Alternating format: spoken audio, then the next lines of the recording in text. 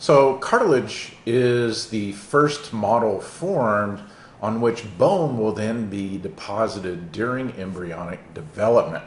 So we need to talk a little bit more about cartilage than we have in the past rather than just identifying what it looks like. We're going to be really focusing on hyaline cartilage. And hyaline cartilage is what's used in the model, and it's associated also with repair as well as growth during the teenage years and younger years. And so remember, we have the chondroblasts that are the cells that create the cartilage matrix for hyaline cartilage. And once you've created the matrix, just like we see with bones, the chondroblast becomes a chondrocyte, resides in the lacuna, and all is good.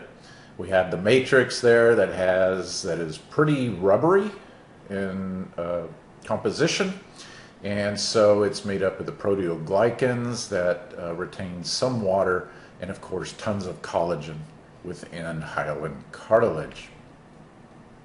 Cartilage, just like bone, has a surrounding membrane. In this case, it's called the perichondrium.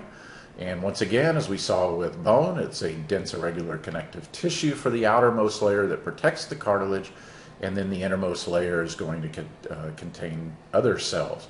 But there's a little bit of difference here in that the outer layer contains fibroblasts. Well, that makes sense. You need to have fibroblasts to make and take care of this dense irregular connective tissue layer.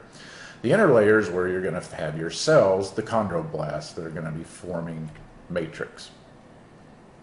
Blood vessels, in this case, unlike bone, don't penetrate in through central canals or foramina. They have no penetration within the cartilage, so they do not get past the perichondrium, a bit different as well.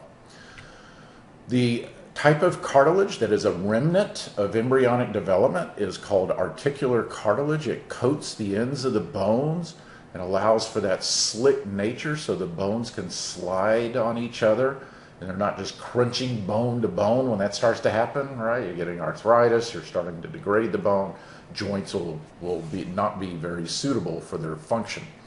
So the articular cartilage covers the epiphysis ends of bones, but the key here is that at those ends, they don't have that protective layer of the perichondrium. Now, growth in cartilage occurs in two ways. It can occur as a thickening or as a lengthening effect. So appositional is an increase in thickness, appositional growth. We'll see this term's used a couple more times, so you might as well get used to it. Appositional growth, increasing thickness. Interstitial is increasing length and can also be an increase in thickness as well. So appositional involves chondrocytes, and that probably should say chondroblast, at the outer edge of the matrix, and they'll be increasing the thickness, whereas interstitial growth are those cells within the matrix that are going to force growth both out and up. Just a reminder about hyaline cartilage, what it looks like. The cells embedded in lacunae and hyaline cartilage, the collagen fibers are a little finer than what we've seen in other tissue types, and so you don't really see them individually. They kind of blend together and provide this glassy pastel kind of appearance. Human bones grow to early 20s or so, and the process of bone formation from embryogenesis on is called osteogenesis, and the replacement of other tissues with bone is simply defined as ossification. There are two patterns of bone development that occur during embryonic development: intermembranous ossification and endochondral ossification. These are the subjects of two independent videos, so they're going to be kind of important to understand.